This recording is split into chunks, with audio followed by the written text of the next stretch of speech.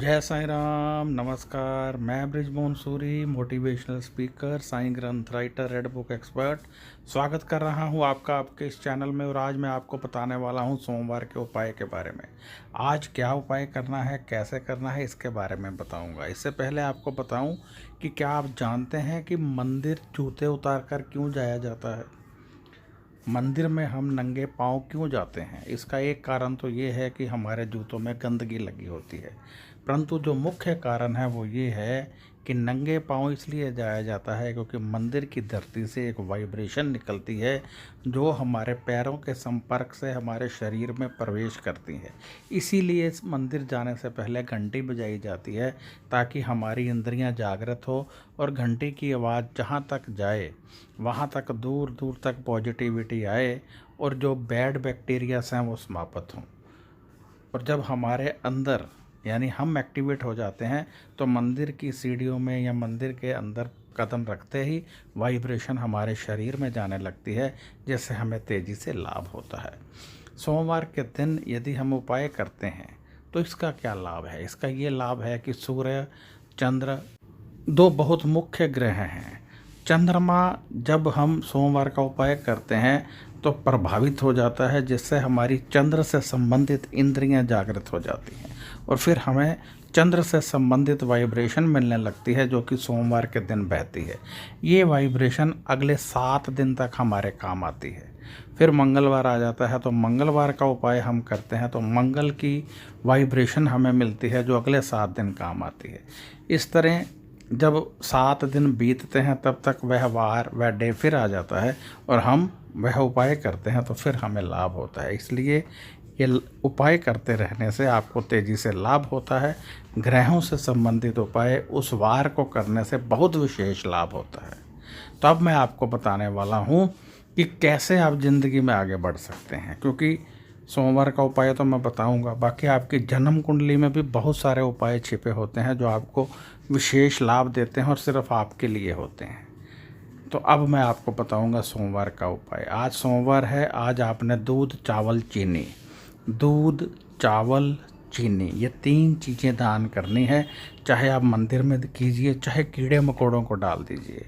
वैसे जब भी मैं उपाय बताता हूँ ना तो ये आप समझ जाइए कि आप कीड़े मकोड़ों को भी डाल सकते हैं, जल प्रवाह भी कर सकते हैं, गाय को भी खिला सकते हैं, किसी गरीब को भी दे सकते हैं, धर्म स्थान में भी दे सकते हैं।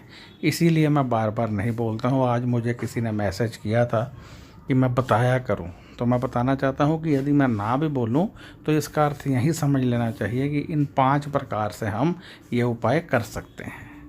मात्रा उसी हिसाब से होती है। जो कीड़ों मकोड़ों को डालना है तो कम डाल सकते हैं, जल प्रवाह करना है तो अपनी इच्छा से करें, गरीबों को देना है तो कम से कम उतना ज़रूर दें जिससे उसका पेट भर सके। मंदिर वगैरह में भी आप दे सकते हैं, भंडारे में भी दे सकते हैं।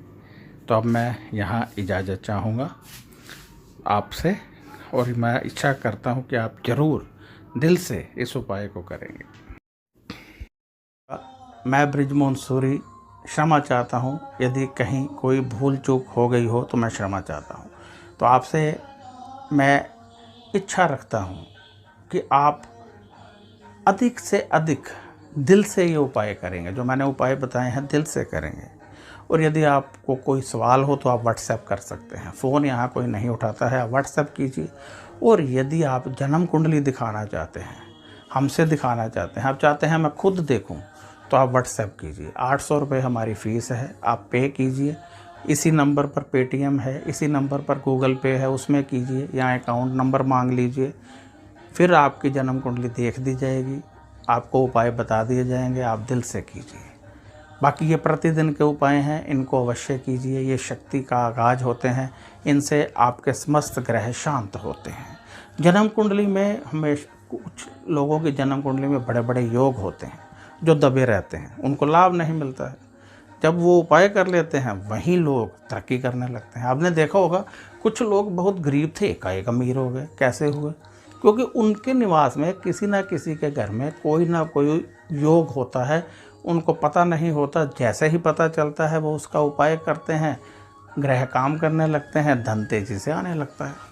तो हो सकता है आपकी कुंडली में भी कोई योग हो सकता है आपकी कुंडली में अमीर बनना लिखा हो, नाम कमाना लिखा हो, एक्टर गायक सिंगर बनना लिखा हो, परिवार का सुख लेना लिखा हो, परंतु आपको नहीं मिल रहा है क्योंकि योग नहीं है या योग एक्टिवेट नहीं है।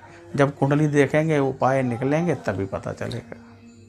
तो अब इजाज़त चाहता हूँ। नमस्कार, खुश रहिए और अपना ध्यान रखिए।